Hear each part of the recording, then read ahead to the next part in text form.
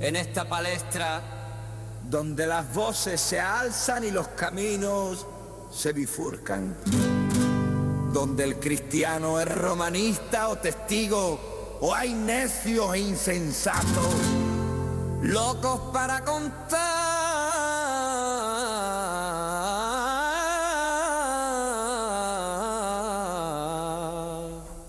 relatos.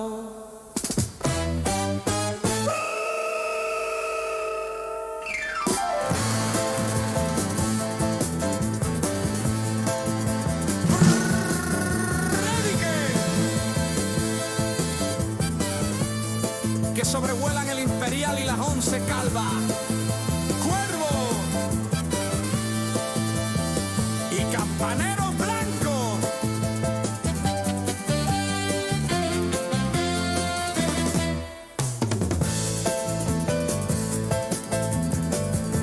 En medio de esto, una pregunta que lo cambia absolutamente todo. ¿Estás enterado que Cristo murió y resucitó según la historia? Flavio Josefo, Plinio el Joven, Tácito, C.S. Lewis, Josh McDowell, Lee Strobel. Lee, culturízate, deja un poquito Netflix y lee más tu Biblia. Porque, como dijo Isaías, ay de mí, que soy muerto. ¿Por qué? Soy hombre inmundo de labios y habito en medio de pueblo que tiene labios inmundos. Y he visto con mis ojos al Rey, el Señor de los ejércitos.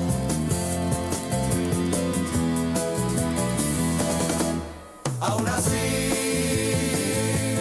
vive la vida, que vida solo hay una. Sí, vive la vida, pero como que hay un juicio con Dios, esperándote.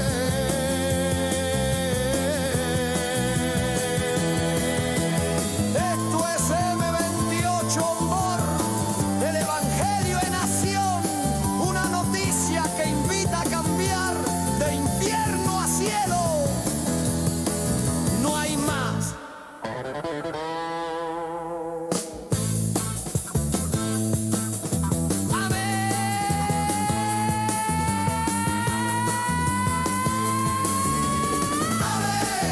Así es. Verdad.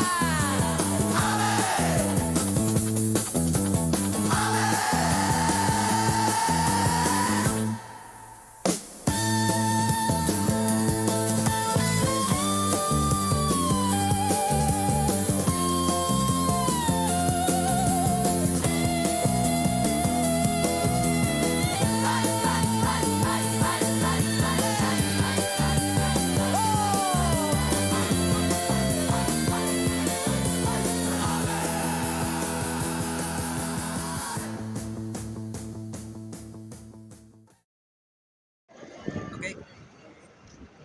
Buenas tardes, Sevilla. Seguimos hablando de la palabra de Dios.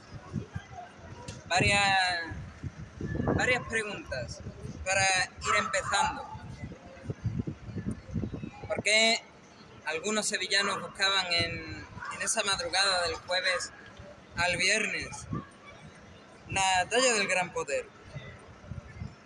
La palabra de Dios da respuesta a todo esto. La carta de Pablo a los Colosenses dice de Cristo: Él es la imagen del Dios invisible, el primogénito de toda la creación, porque por medio de Él fueron creadas todas las cosas en el cielo y en la tierra, visibles e invisibles, sean tronos, poderes, principados o autoridades, todo ha sido creado por medio de Él y para Él. Él es anterior a todas las cosas, que por medio de Él forman un todo coherente. Él es la cabeza del cuerpo, que es la iglesia. Él es el principio, el primogénito de la resurrección, para ser en todo el primero, porque a Dios le agradó habitar en Él con toda su plenitud, y por medio de Él reconciliar consigo todas las cosas, tanto las que están en la tierra como las que están en el cielo, haciendo la paz, mediante la sangre que derramó en la cruz. Porque la gente buscará esta tarde esa canina y ese santo entierro. Los ángeles le dijeron a las discípulas en Lucas, encontraron que había sido quitada la piedra que cubría el sepulcro y al entrar no hallaron el cuerpo del Señor Jesús. Mientras se preguntaban qué había pasado, se les presentaron dos hombres con ropas resplandecientes. Asustadas, se postraron sobre su rostro, pero ellos le dijeron, ¿por qué buscan ustedes entre los muertos al que vive? No está aquí, ha resucitado. Recuerden lo que les dijo cuando todavía estaba con ustedes en Galilea. El Hijo del Hombre tiene que ser entregado en manos de hombres pecadores y ser crucificado, pero al tercer día resucitará. Entonces ellas se acordaron de las palabras de Jesús. Porque la gente busca esta tarde en mi antigua preparatoria ese misterio de la Trinidad. ¿Por qué buscan esa imagen tallada de Dios el Padre? Cuando la palabra de Dios dice en el Evangelio de Juan, a Dios el Padre nadie lo ha visto nunca, el Hijo unigénito, Jesucristo, que es Dios y que vive en unión íntima con el Padre, nos lo ha dado a conocer. Porque muchos sevillanos, muchos españoles, muchos católicos, no todos, pero sí muchos, van detrás de imágenes y buscando imágenes. Sencillamente hay dos pecados aquí. Hay dos pecados en esta.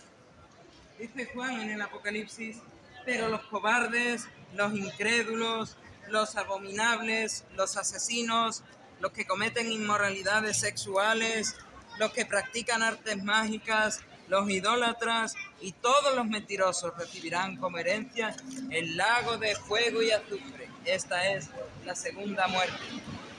¿Por qué van detrás de las imágenes? ¿Por qué buscan representaciones físicas de Jesús? Si no son cristianos, si consideramos que estas personas que van detrás de las procesiones no son cristianos, entonces es que son incrédulos y no creen a Dios, porque Dios dice que Jesús, solo Jesús, es la imagen visible del Dios invisible.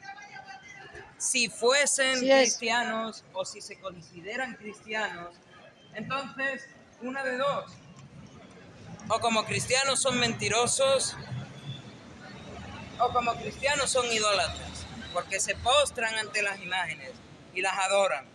O son mentirosos, o son idólatras, o son incrédulos. Porque la palabra de Dios lo hemos leído 3 veces, con 3 ejemplos distintos. ¿Por qué buscáis entre los muertos al que vive? A Dios el Padre nadie lo ha visto jamás. Jesucristo, el unigénito Hijo del Padre, que es Dios, nos lo ha dado a conocer. Y la tercera, Cristo es la imagen del Dios invisible. No hay más imágenes que hacer. Alguno podrá decir, pero bueno, está permitido. ¿Está permitido por quién? Por una emperatriz en el siglo VII, VIII, que dio permiso a la gente a hacer imágenes, meterlas en la iglesia y después le sacó los ojos a su propio hijo. ¿Por eso está permitido? Por gente que masacró a cristianos simplemente por no creer que una iglesia debe tener imágenes. ¿Es por eso que está permitido? Pero bueno, por si no estabas en este grupo, déjame decir otro. ¿Por qué cristianos buscan en el sitio de Durupinar, en Turquía, el arca de Noé? ¿Por qué cristianos buscan en Egipto la estela de Merentá, hablando del éxodo de Egipto? ¿Por qué cristianos buscan en la capilla de las tablas, en la iglesia de Santa María de Sion, en Aksum, en Etiopía, el arca de la alianza? ¿Por qué cristianos buscan en Arabia Saudita la formación rocosa de Al-Naslaa, buscando la peña de Oreb, que Moisés le dio un golpe y se partió por la mitad. Porque cristianos buscan el monte Sinaí en Arabia Saudita. Porque cristianos buscan referencias al rey David en la estela de Tel Dan. Porque cristianos buscan referencias a la deidad de Jesús en el grafito de Alexámenos. Porque cristianos buscan referencias a la Trinidad en el sarcófago de Dogmático. ¿Por qué cristianos buscan pruebas de la palabra de Dios en estos sitios arqueológicos y en estas pruebas arqueológicas? ¿Por qué los buscan? Una de dos. Estos cristianos son incrédulos y no les vale con la palabra de Dios, o estos cristianos están hablando con ateos y agnósticos y necesitan pruebas.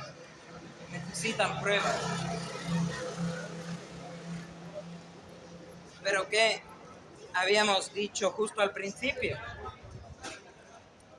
¿Qué habíamos dicho al empezar?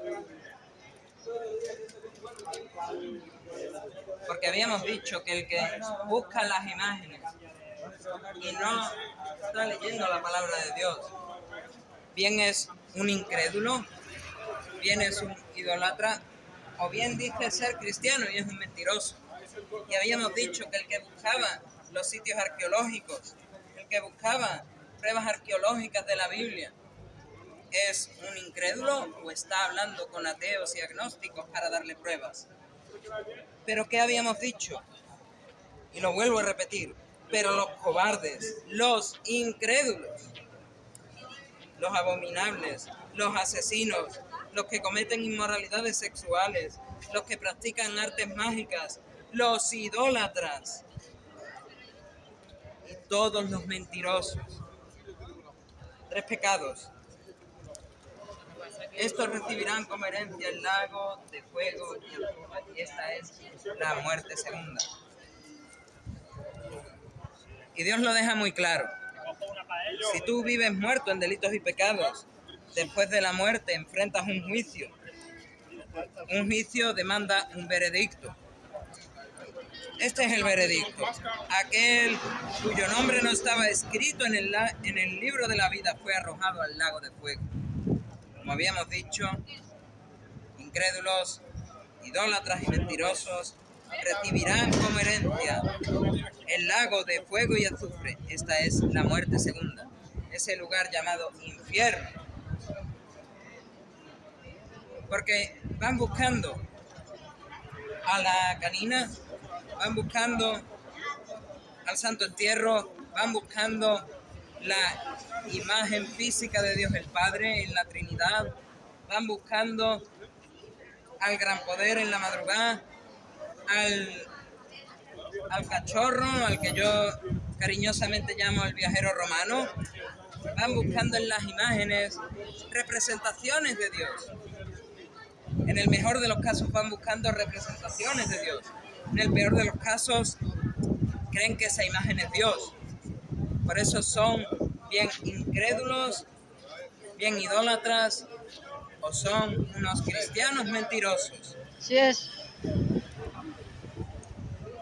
Y ante este juicio del infierno, solo me queda decir una cosa: que yo soy el primero que lo merece. Yo soy el primero que lo merece. Y aquí hay un grupo de personas que lo merecen. Ella lo merecía, ella lo merecía, ella lo merecía, ella también, y él también, y ella también. Y todos los que están aquí han fallado al menos alguna vez en alguno de los pecados que hay en esa lista. Todos alguna vez han mentido. Todos alguna vez han sido hipócritas. Todos alguna vez han desobedecido a los padres. Todos alguna vez se han sentido orgullosos. Ay, mi hijo, qué orgulloso estoy de él porque ha aprobado todas las asignaturas y se ha sacado su carrera y tiene un buen trabajo y tiene una buena casa y tiene una buena familia y tiene un buen coche. Ay, qué orgulloso estoy de él. Orgullo. Ay, ay, ay, ay. Que he conseguido una casa sin tener que pagar hipoteca y mis vecinos tienen todavía que pagar su hipoteca. ¡Qué orgulloso estoy de mí! Vanagloria. Y tantos pecados que llevarán a personas como lo era yo al infierno, que los llevarán condenados por una eternidad. Esa es una mala noticia, pero ante esa mala noticia solo me queda decir, hay solución a todo esto y no tiene por qué ser así.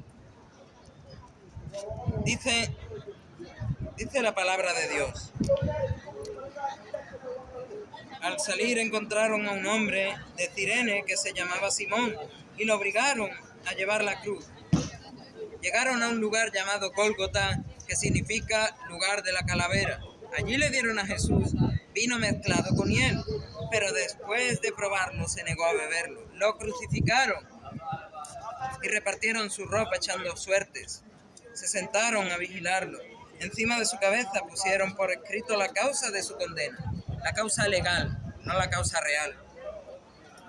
Este es Jesús, el Rey de los judíos. El Evangelio de Juan nos dice cuál era la causa real de la condena de Jesús. Este es un blasfemo que dice ser Dios. Este es un blasfemo que dice ser Dios.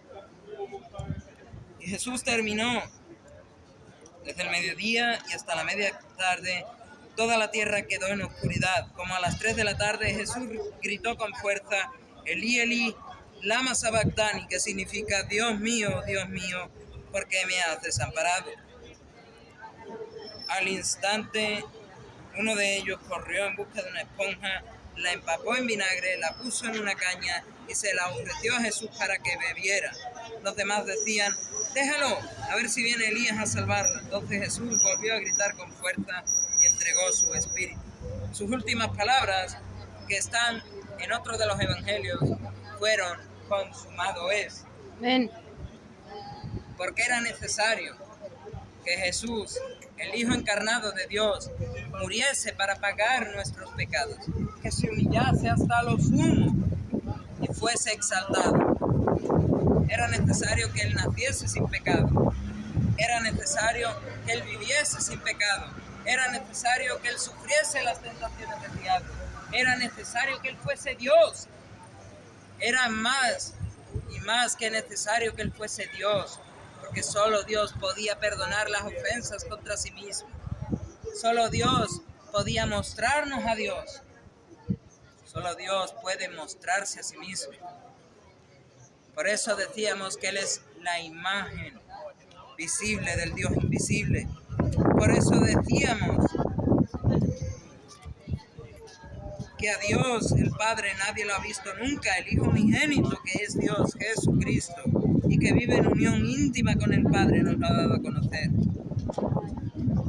Él necesitaba ser Dios para poder pagar por nuestros pecados. Amén. Él necesitaba ser Dios para poder perdonar nuestros pecados.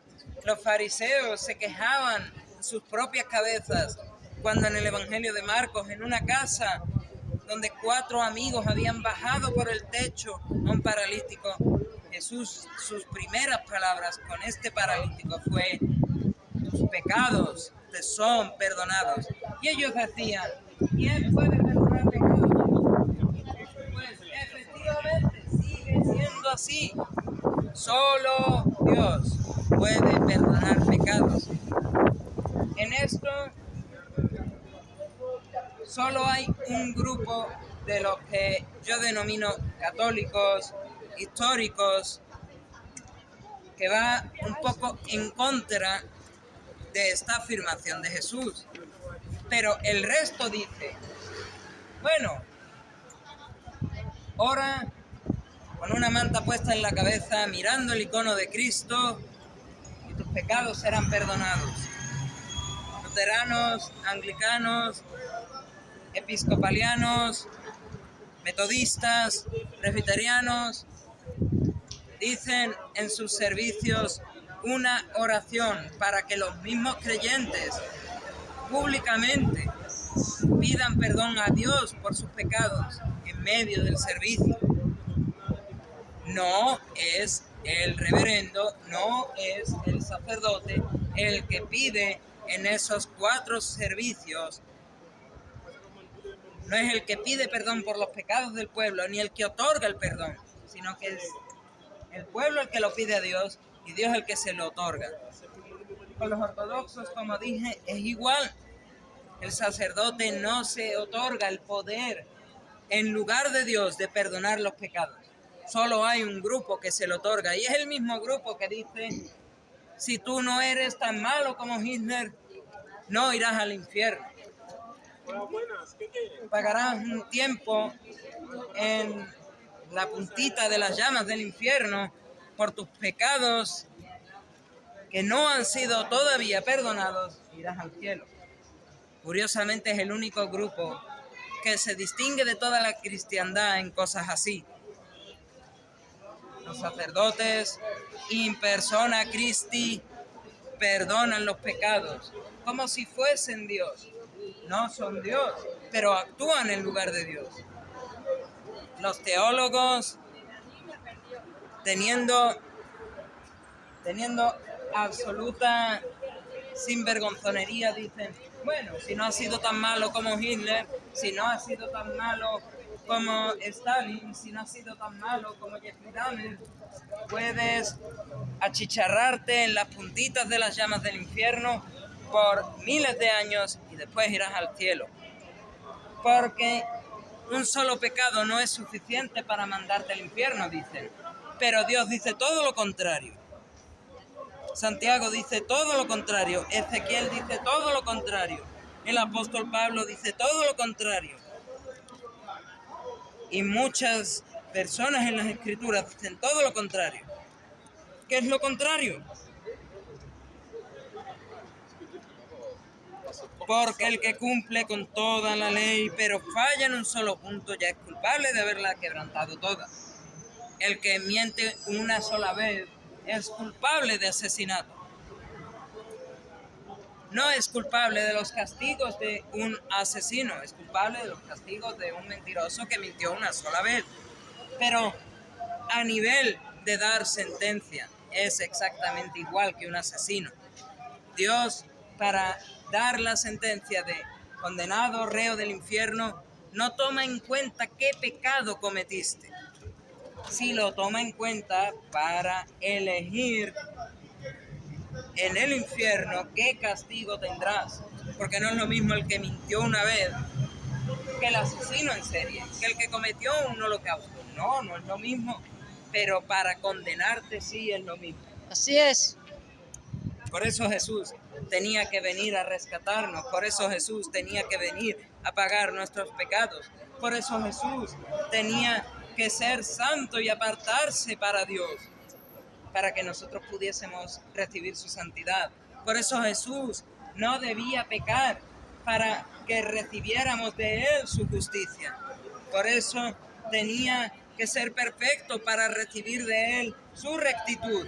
Por eso debía resistir las tentaciones del diablo, para que Él fuese nuestro nuevo representante, nuestro segundo Adán. Y ya no vivir bajo la ley de Dios, ya no vivir bajo la representación de Adán, que trae maldición de pecado a todo aquel que nace en la tierra como ser humano, sino poder vivir en un nuevo y mejor pacto, con mejores promesas, el pacto de la fe, un pacto que cumplió el pacto de obras estipulado en el Antiguo Testamento y que Jesucristo lo cumplió. Amén. Y se convirtió en un nuevo y mejor pacto, el pacto de fe en obra, de fe en la obra de Cristo Jesús en la cruz. Y para aplicar este pacto de fe en la obra de Cristo Jesús en la cruz, como el mismo pacto lo dice, tienes que tener fe en lo que hizo Jesús. Como el mismo Señor Jesús lo dijo, el tiempo se ha cumplido, el reino de Dios se ha acercado, por tanto, arrepentíos y creed en el Evangelio. Arrepentíos de vuestros pecados y creed en el Evangelio. Y si no te vale Jesús, te lo dice Pedro. Arrepentíos pues y convertíos para que sean borrados vuestros pecados. Si no te vale Pedro, te lo dice Juan, el apóstol, en su primera carta. Dice Juan en su primera carta, en el capítulo 1,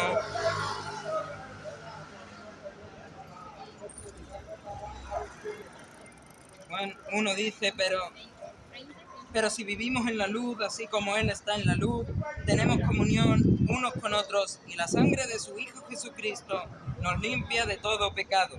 Si afirmamos que no tenemos pecado, nos engañamos a nosotros mismos y no tenemos la verdad.